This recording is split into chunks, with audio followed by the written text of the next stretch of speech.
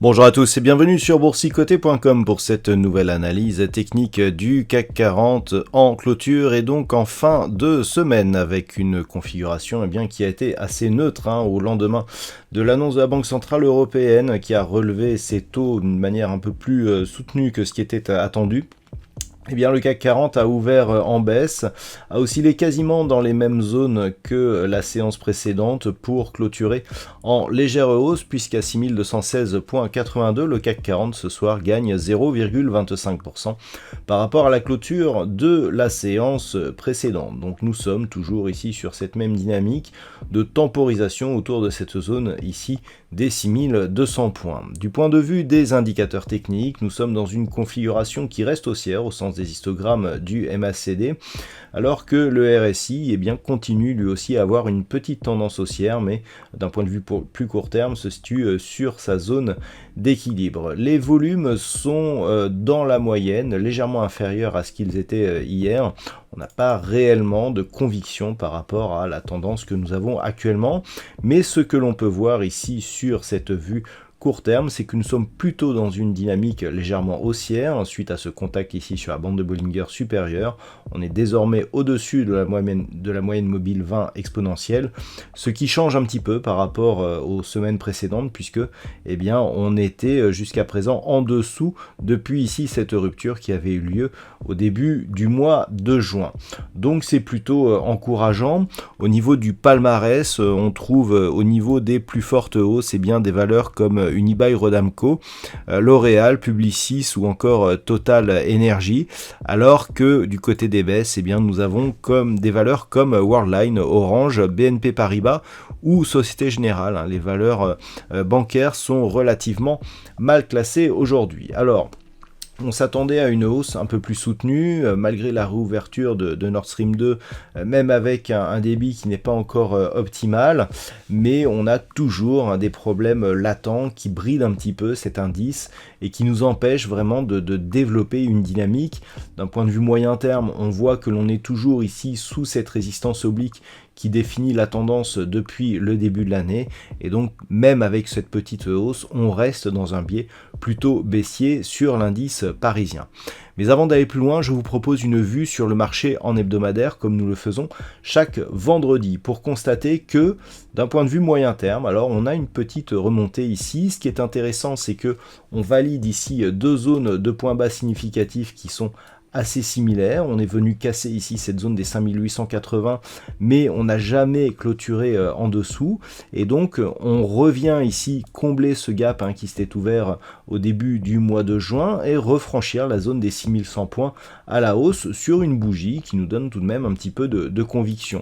Malgré tout, on reste globalement sous la moyenne mobile 20 exponentielle, ce qui fait que on a pour l'instant une dynamique qui reste baissière, mais sans inscription d'un nouveau plus bas significatif, puisque ça n'a pas été le cas depuis que l'on était au contact ici de la bande de Bollinger inférieure. Des cours reviennent ici, des cours qui reviennent au contact de la moyenne mobile 20 exponentielle. On voit que la semaine prochaine, la zone ici entre 6295 et 6300 points pourrait nous donner un niveau technique intéressant si ce mouvement haussier parvenait à se prolonger. Du point de vue des indicateurs techniques sur cette vue hebdomadaire, on reste donc dans une dynamique plutôt haussière au sens des histogrammes du MACD, mais avec des histogrammes qui évoluent dans la partie inférieure de leur zone d'évolution, donc une dynamique court terme haussière, mais d'une tendance qui est bien baissière, c'est confirmé donc par ces histogrammes, alors que le RSI, lui, est totalement neutralisé. Alors, du point de vue de cette unité de temps hebdomadaire, ce qu'il faut attendre, c'est effectivement une poursuite du mouvement haussier en direction ici de cette zone, 6295, 6310 points, pour voir un petit peu ce que donnera un contact avec cette moyenne mobile 20 exponentielle. D'un point de vue moyen terme, tant que l'on reste ici sous ces niveaux, la tendance reste orientée à la baisse avec une possible poursuite du mouvement qui pourrait s'accélérer ici sous 6100 points puisque l'on viserait un retour ici sur cette zone des 5880 points. Donc ça c'est la configuration que l'on a désormais depuis quelques semaines et notamment depuis le début ici du conflit en Ukraine. Par contre, si les cours parvenaient ici à s'extraire de cette zone et à impulser ici un nouveau mouvement, on serait neutre tant que les cours évolueraient ici entre cette zone de points bas que nous avons donc sur ces niveaux donc juste en dessous des 5880 points et un niveau ici que l'on pourrait quantifier à 6700 points. Je dirais que même pour parler plus précisément, voilà ce niveau ici de résistance intermédiaire, proche des 6730 points, pourrait définir ici une zone d'évolution donc neutralisée d'un point de vue moyen terme en attente de retournement, puisque effectivement ce serait en cas de rupture de cette zone ici de résistance intermédiaire que l'on aurait un changement de tendance. Donc pour l'instant on en est loin. Pour la semaine prochaine on surveillera effectivement cette zone ici 6295 6310 et puis tant que l'on reste sous cette zone on est toujours clairement ici dans une dynamique qui reste baissière. Alors comment appréhender cette séance de lundi? Tout simplement pour la semaine prochaine, le biais restera haussier tant que l'on sera ici au-dessus de cette zone des 6100 points. Comme je vous l'ai indiqué en début d'analyse, on a par rapport à la dynamique précédente, on est repassé au-dessus de cette moyenne mobile 20 exponentielle, on a marqué un contact ici sur la bande de Bollinger supérieure, et donc tant que l'on ne revient pas ici casser cette moyenne mobile et donc cette zone des 6100 points, puisque la moyenne mobile va converger la semaine prochaine avec ce niveau horizontal, eh bien on reste dans une tendance haussière. La perspective est bien entendu de venir tester ici cette résistance oblique qui définit la tendance un peu plus moyen terme depuis le début de l'année, donc cette tendance baissière.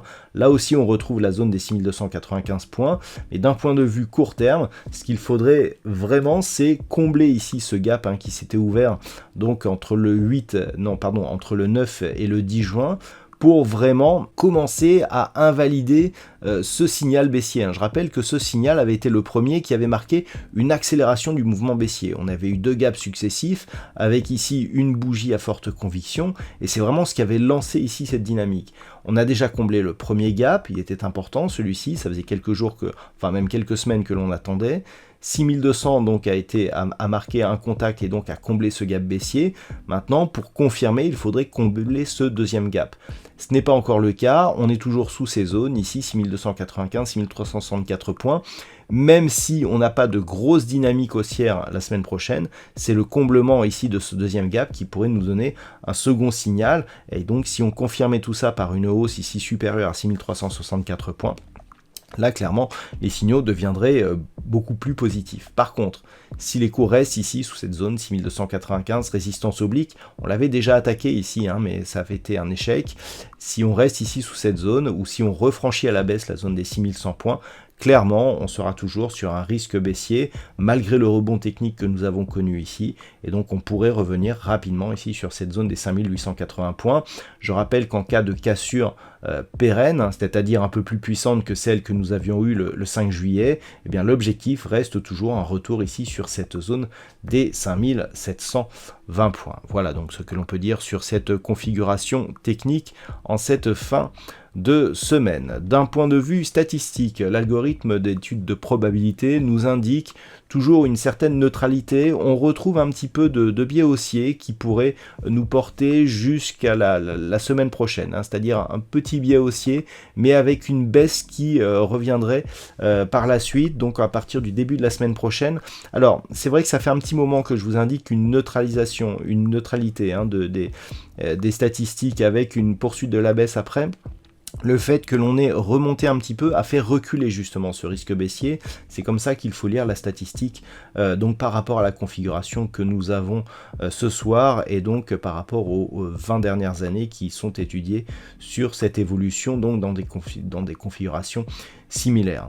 Voilà donc pour ce soir, je vous souhaite de passer donc un très bon week-end. On se retrouve dès la semaine prochaine pour d'autres analyses techniques, toujours sur le site boursicoté.com.